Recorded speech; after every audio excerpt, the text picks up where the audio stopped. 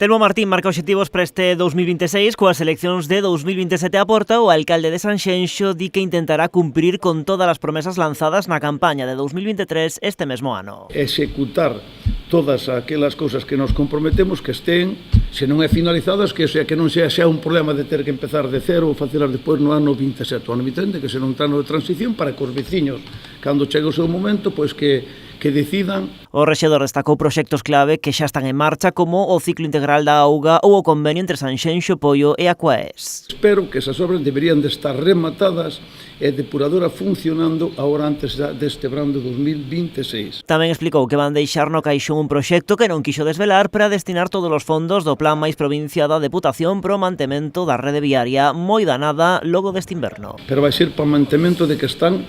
Con este temporal fixéronse moitos camiños e moitas pistas e temos que solucionar ese tema, porque nos preocupa moito o tema do rural. En canto a obras, adiantou avances no mercado municipal cun proxecto de 6 millóns de euros que se licitará en breve. Tamén destacou a creación da nova senda litoral da Ría da Arousa. Que empeza en Meaño e termina no Concello do Gróbeto, pola Revolta, que xa sabedes en Vilalonga, non? Toda esa senda, estamos coa redacción agora mesmo do proxecto. Para Portonovo, un parking de 60 prazas a través de Nauta e, ademais, vanlle presentar á Xunta un novo proxecto que inclúe un novo aparcadoiro e un parque. Que teñan un parque pois como se merecen, que agora mesmo está o parque un pouco así ben, pero non está como nos gustaría, e tamén un aparcadoiro para 300 prazas, vale? Estamos facendo ahora mesmo a redacción dese proxecto para presentarlle á Xunta polas autorizacións. En canto a vivenda pública, o alcalde estima que fan falta unhas 300. En breve asinarase a posta a disposición dun terreo para que a Xunta construa as primeiras 25. Adiantou que en marzo anunciará outra zona onde se farán unhas 40